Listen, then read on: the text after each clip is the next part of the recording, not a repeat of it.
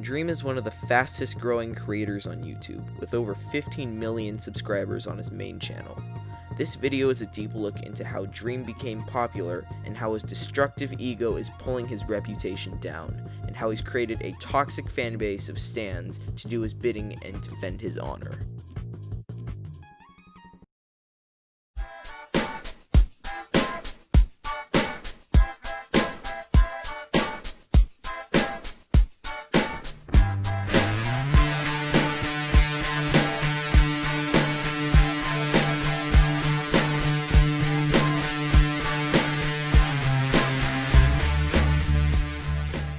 Dream's channel was created on February 8th, 2014, though his oldest video still visible on his channel is from July 5th, 2019. Dream's first taste of YouTuber glory came that very summer, as PewDiePie's Minecraft series was tearing up the YouTube scene and reviving a once dead game. Dream played a big role in that summer hype by finding PewDiePie's Minecraft seed. Pewds later revealed that he didn't want to reveal the seed until after the series was over because he didn't want people to spoil locations for him. In Dream's apology video, he does more deflecting than actually apologizing, stating many times that if you had posted this just a couple hours earlier, you would have had your wish. This is a bad approach in my opinion, as sucking up to Pewds would guarantee more subs rolling in, but the dislike bar doesn't echo that sentiment. We can only speculate if Dream would have still posted the video if Pewds had released the statement earlier, though his actions and later events prove he didn't learn from this incident. This is an early look at the poor defensive side of Dream.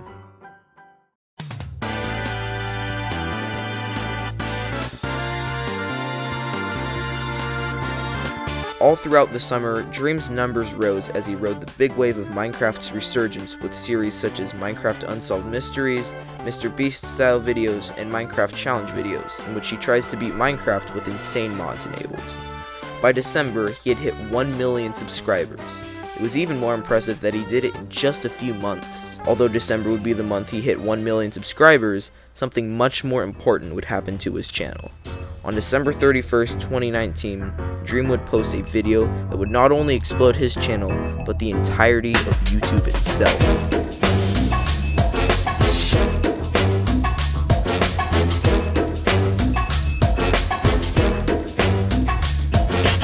By 2020, the world was beginning to find out about this coronavirus thing, and by the beginning of February, the US would go into full lockdown, including schools.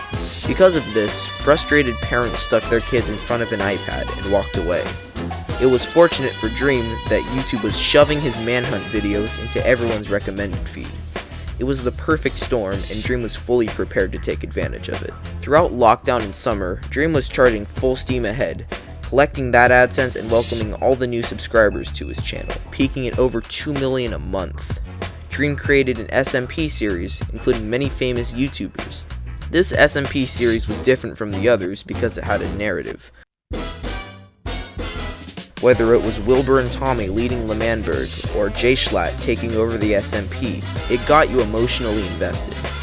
The summer topped off with a 1v1 PvP battle between Dream and Technoblade. To people not familiar with the gravity of this battle, it's like if Aaron Rodgers and Tom Brady faced off in the Super Bowl, or if LeBron James played Michael Jordan in the NBA Finals. The two best facing off in a nail-biter. Although Dream lost, it still brought a lot of people to his channel, as the match organizer was Mr. Beast himself. He was growing fast, too fast even.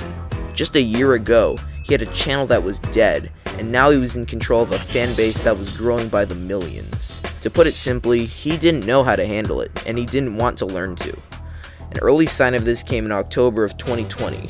Minecon Live was allowing users to vote the next Minecraft mob to be added. Dream wanted the glow squid added and tweeted saying he would follow people back if they proved they voted for the glow squid.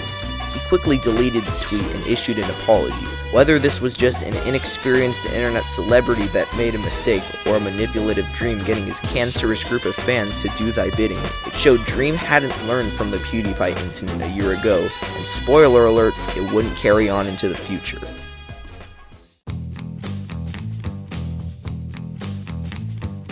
This is a good time to put into perspective the situation Dream was in. He had an army of fans the strength of PewDiePie, not in numbers, but in influence.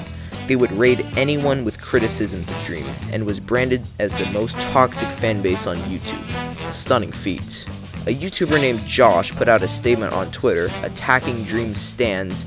Dream's response wasn't great.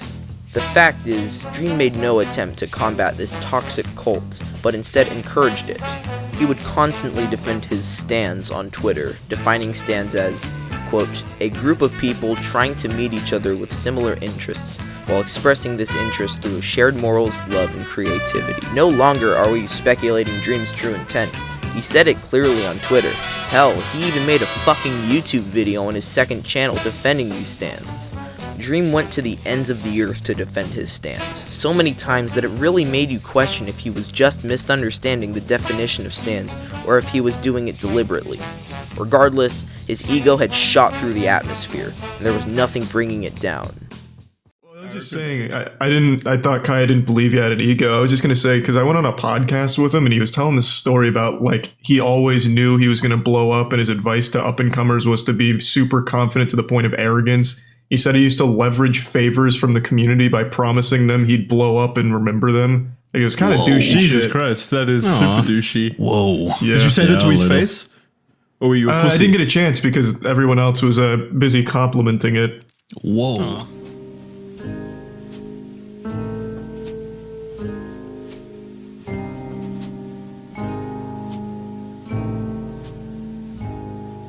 The most recent controversy on Dream's resume came December of 2020. We've already established Dream's massive ego, his incompetence of controlling his rabid stance, and his unwillingness to learn from his mistakes. Dream had already conquered the YouTube scene for the better part of 2020, and for most, that would satisfy them. But Dream wanted more. After all, your legacy isn't always respected when you cater to children. Just look at Jake Paul. He wanted to satisfy his ego by doing something to put himself in the Minecraft record books. In a specific record run, Dream utilized piglins in the Nether in order to trade him ender pearls, a rare item that a player usually needs 12 or less to beat the game. Thanks to utilizing this strategy and having some great luck with it, wink wink, Dream was placed in the top 6 of Minecraft speedruns. On December 11th, Geosquare, a speedrunning guru, deduced that the ender pearls and blaze rods were falling into Dream's lap at such a high rate that his chances of having that drop rate were 1 in 7.5 trillion. It was determined that Dream had tampered with the loot tables of his game, granting him astronomical odds and making his record-breaking speedrun invalid. All Dream needs to do in this situation is admit he cheated, accept criticism, and apologize. But if you know how people with big egos act, you don't need me to tell you how Dream responded to this. On December 23rd, Dream put out a rebuttal to his accusations of cheating, and it went over about as well as you would think. Dream claimed he had a Harvard grad go over the numbers to prove he did not cheat, and to put it lightly, it fucking flopped. As many of you may know, Redditors are useless except for one thing. The one thing they're good at is they can nitpick and find fallacies in almost anything. The Redditors made this so-called scholarly document sound like an essay done by a sophomore in high school who did their entire report the night before the due date. It wasn't that Dream cheated that made everyone angry. It wasn't the insistence that everyone was antagonizing him for their own benefit. It was that he lied and felt he was above everyone, to the point where he thought he could get away with anything just by having an audience full of cocksuckers and children. Of course, the big numbers and the claim that he had a smart nerd guy do the paper was enough to manipulate his retard fans that he had done the ultimate Uno reverse, though in reality, it was just an ignorant, cocky, and manipulative YouTuber trying to maintain a spotless image. This would be the time Dream would own up to his wrongdoings, take the criticisms on the head, and come out of the situation a better person, right?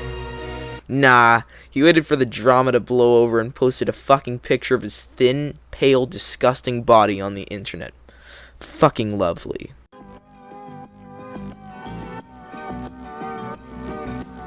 So what can we learn about Dream in this situation, and what inevitably caused his fall from grace? For me, personally, I would say his ego and his unwillingness to learn from his mistakes contributed to his shitty personality. For the first few minor controversies, Dream didn't have to learn from his mistakes. and when he got the opportunity to, during his cheating scandal, he went silent. It was beautiful to see the community realize what a scumbag this guy was, and I hope Dream can learn from his mistakes, or look up one day realizing his stands have moved on to another person to idolize.